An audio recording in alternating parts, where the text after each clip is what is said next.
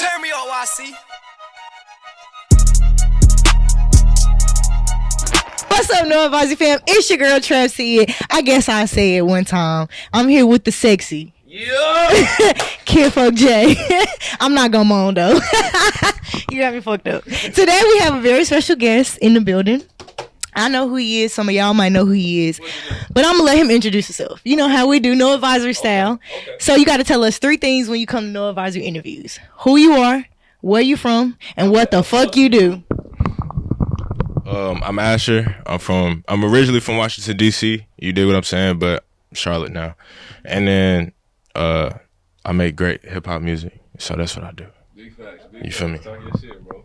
All right, so I actually got a chance to listen to some of your music, and I have to say, first of all, I did my research on you, so I know you're young, but I ain't gonna tell them that. But to hear your music and to know like your age is amazing because you are really so far ahead of the game, like much more than other people. And I saw an interview that you did with Cashmere, and he was saying, you know, comparing you to the likes of like JayZ and like a Nas. Like, how do you feel getting compared to people of that stature at such like a young age in your life, or I guess like I'll say the beginning stages of your life? It's crazy for real, to be honest. I don't have like a feeling to it though, cause like I don't know how to explain that, but it's cool for sure to be in them conversations. You dig what I'm saying? I'm gonna say my age. I'm 18.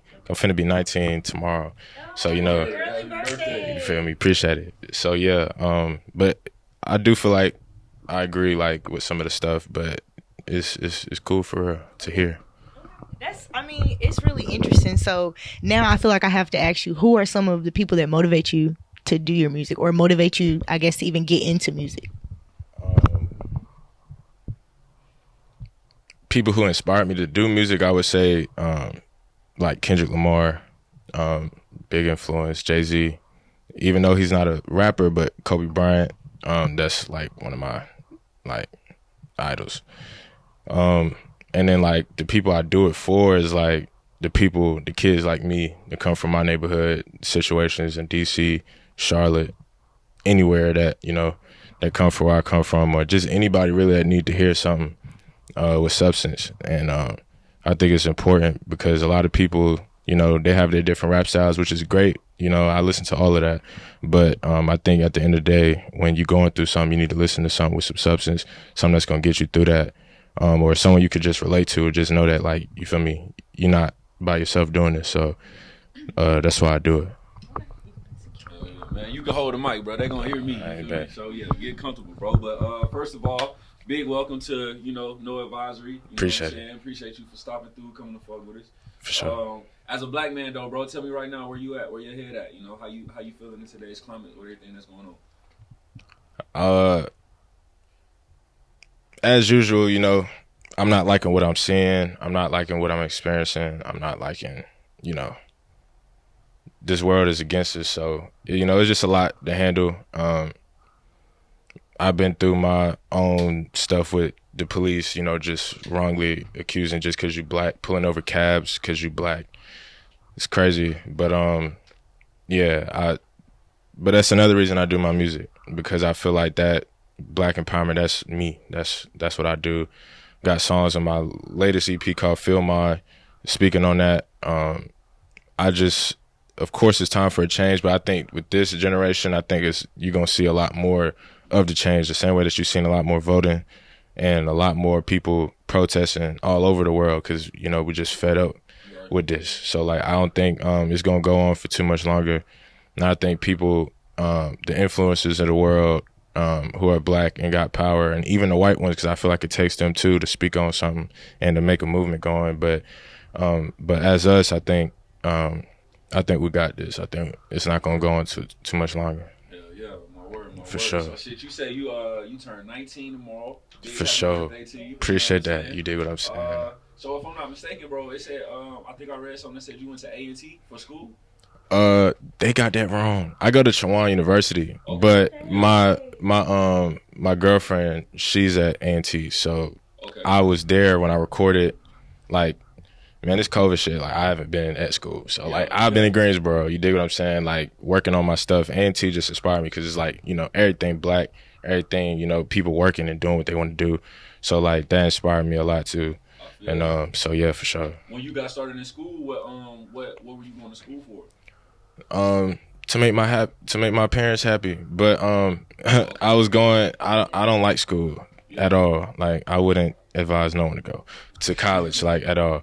But I was studying business at first, but it's too much math. Like I'm dyslexic, I can't. So I had to switch to English because I like writing, obviously like with music and stuff. So I still think English is like helping me, you know, write my songs and like create stories and do what I want to do with that. So yeah.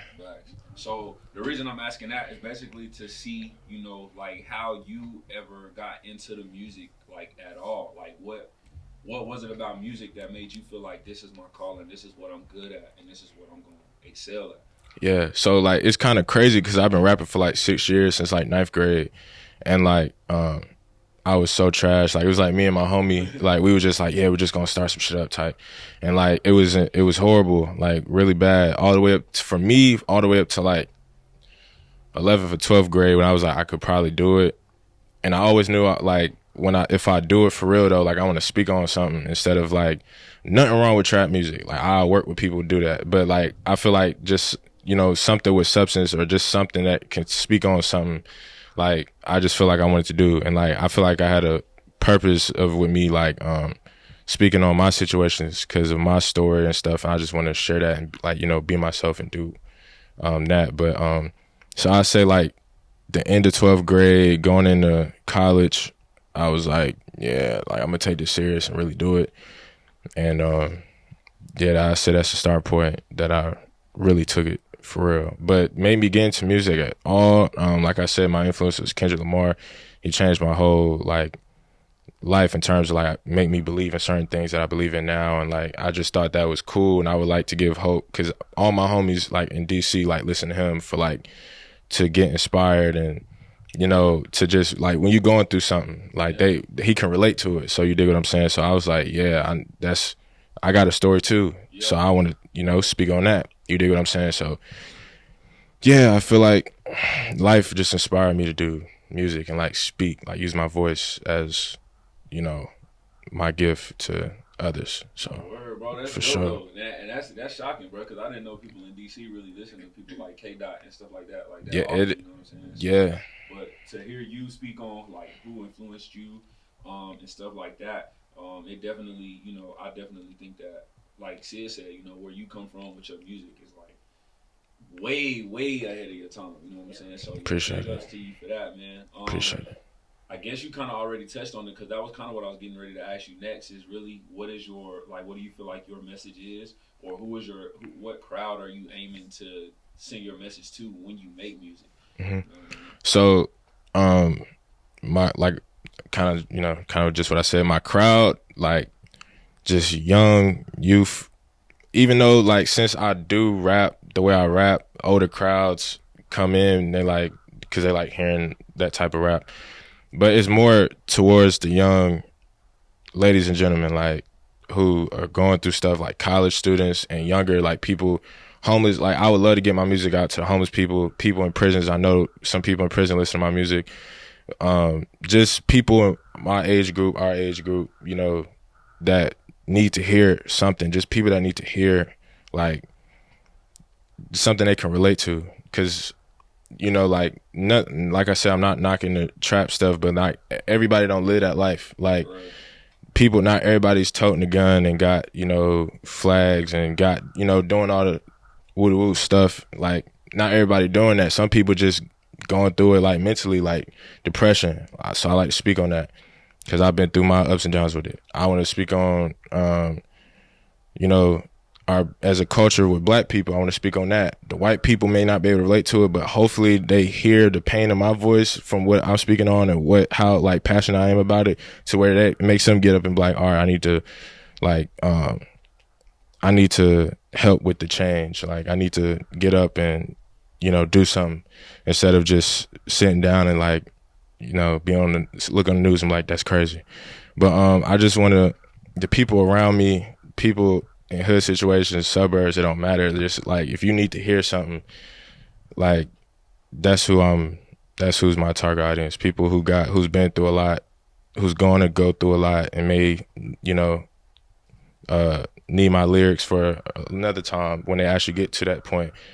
But it's just soul to soul connection type of music. Like that's what I'm. That's deep as hell. For sure, that's my aim. That's my goal. Yeah. Be careful, bro. I'm gonna tell you, bro. She like to dig into your business. You know what I'm saying? Oh, you feel me? I was about to play a game. I'm trying to switch up the tempo a little bit. Okay. So this is an easy game. It's called this or that. I'm gonna basically give you some choices. You tell me what you rather do, this or that. Okay. Yeah. So the first one, milk or tea. I know that's a weird combination, but Milk, okay. Cookies or brownies. cookies, Music or movies. music. White women or black women? No, I'm Black. I'm just playing. Okay, you kind of beat me to my punch there. But you see, I was working up to it. But okay, go ahead. You beat me to my I'm good. Walk on. Yeah, no, you threw me off with that one. Because that was like literally my last one was gonna be like something like that. So literally like you just okay, game over. But seriously though, so you just dropped the EP. Talk to us a little bit about your EP. Cool. It's called Feel Mine. It was released November 5th. So it's about 2 Thursdays from now. Back. But it's called Feel Mine, like with ... at the end instead of like a word there, because there's just different. I can't put one word there to describe. Shorty, that's why I feel this. Nah, like I don't have a word. I don't have a word that can describe. Like I could say feel my pain, feel my struggle, feel my depression, feel my it's just a whole bunch of them. So like I just left it up to the listener to decide what you want to put there, or just keep it blank and do the idea that I had. But so it's just my story growing up. Like I said, DC wasn't easy growing up. My neighborhood was a Crip territory. Got mixed in with all of that, and growing up, just seeing a lot of struggle, seeing a lot of stuff, to the point of homelessness, and a lot of people around me doing drugs, and just the gang culture, and just a whole bunch of bad stuff that's going on. Then we moved to Charlotte, which was nicer, but still everybody like more here was more of the mental stuff that I was discovering, and that I was slipping and falling into. So I want to speak on all of that. I speak about my childhood. I speak about to the point of stuff that I'm thinking now in terms of like even like my last song on there called We Gonna Make It is just more of it's probably the only song on there that's more of an uplifting vibe in terms of like so like the first 6 songs is like, yeah, we've been through a whole bunch, but then on the last song is like, but we gonna get out of it. Like we gonna, we got a purpose. We're gonna move the way we move, and like, we're gonna do what we're supposed to do, and like move with a purpose. We got stuff to do. Get up, like, and let's do it. Like, yeah. Okay. So how long have you been in Charlotte? Not like 7. Yeah, a little minute. Yeah, you feel me? He from Charlotte. Okay, so my follow-up question for that, I asked you that because I wanted to know, do you feel like living in Charlotte for the amount of time that you have and going through those experiences that you went through this far in your life, do you feel like that has shaped some of your music? Or do you feel like most of your music is directed towards experiences that you had living in DC? In terms of sound, I'm gonna be honest, I don't know where I get my sound from. Cause DC, like you said, that's not like a huge DC sound, and it's definitely not Charlotte. I don't know what the terms of more of a Charlotte sound is yet, but it's not that neither. It's more up north. I was speaking to a dude from New York, and he was like, bro, like you sound like you one of us, like type of thing. And then I talked to a label in California, and they was like, you sound like one of us. So I don't really know where I get it from. Maybe just, a mixture of my the people I listen to all in one maybe, and just put my own little thing to it. But yeah, I don't know. It's kind of crazy. That's unique as hell though, bro. Because I mean, just thinking about it, I feel like most people can pretty much tell the difference between an East Coast style versus a West Coast style. Mm-hmm. But for you to be able to go both places and they feel like this style sounds like my style, it's probably not even a style at all. It might just basically be what you're saying. Right. So, you know what I'm saying? Like that just might be the weight behind, you know, like you said, just trying to say something that everybody can resonate with. You know what I'm saying? So that's heavy though. For real, it's a blessing for people to. It's crazy, yeah. So I know you spoke a little bit about you had people in prison listen to your music. Like, what was your reaction when you found out? Like, that, yeah, you feel me? That was crazy. Like, and it was crazy because a dude had tagged me on Instagram in Atlanta, and he in prison, and it was like him and like two other niggas like listening to it. And I was like, that's crazy. Like, for real. Like I have a brother that went to prison, and he told me about, you know, certain stuff you can do in there and all of that. But like for them to hear mine, I don't know how that happened. Like people just slip upon it, and then, you know, I guess I don't know. I think for me, when you move in with a certain purpose and a goal in mind, and like you also not doing this for yourself. Like I'm not doing this for like selfish gain. I'm doing it to like impact people's lives and like help people. You know, I think I have a feeling like God just like spread that out, like to where it's supposed to. Like it's gonna work out just because, you know, you're doing it with a certain heart instead of like, you know, selfish gain.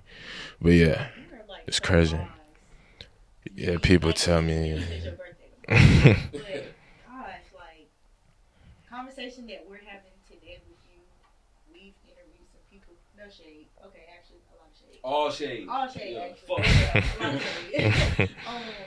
That have been so much older and don't talk about shit really, like. And I know that sounds bad, but you actually have substance to what you say. It's not just, yeah, I'm fucking bitches, I'm getting money. Like, you're not even doing this for selfish gain. I don't feel like you're doing this for monetary gain. I just feel like you're trying to reach the masses. That's trying to connect with people to know that somebody else can relate to what you think. Facts. That's amazing. That's really I appreciate it. Yeah, I don't know where I get a lot of this from. I'm saying like it's not me. Basically, is what I'm saying. I don't think it's me. God don't never you don't never have to ask why he made you a leader, bro. Like that's just a trait that you could tell that's just in you, bro. Yeah. One of my questions though that I have, I heard you speaking about, you know, how you when you were growing up, and the things that you got entangled in and things like that. So speak on how you feel looking back on some of the choices you made, you know, growing up. Like, do you feel any regrets of anything? Is there anything that you kind of wish you would have done a little bit differently, or are you pretty much just set in stone, like you at peace with your decisions and you just willing to grow from there? Like, where you at now? At first, I was regretting a lot on two different sides of the spectrum. I have a whole lot of homies that got killed, a lot. So like that part, I was like, I wish, you know. And then, no, so the thing was, a lot of my homies got killed and got caught up in a lot of stuff, but then I moved away and I left a lot of it. And I felt like I just left them. And I was like, I don't like this feeling of me leaving. I actually made a song about that. I was like, I feel like that's kind of messed up, like it's betrayal in a way. Even though like we talk to this day all the time, like every day about whatever's going on in the neighborhood, life, whatever. It just felt like betrayal to me for me to leave and like hop into a better situation being in Charlotte than it was in that neighborhood in DC. But now I think it was all a part of the plan. So now I don't regret nothing. I feel like all the decisions, all the bad decisions, all the good decisions I made me to who I am now, so where I can like speak on the stuff I speak on, because otherwise I wouldn't be able to speak on it. You dig what I'm saying? So I think all of it worked out. It's going to continue to work out to my good now. Drop a gem for the young ones who feel like, you know, the street life or the trap life or like the negative is the only way to really go. Like, drop a gem for them and or even your younger self, like, you know, based off of everything that you learn now.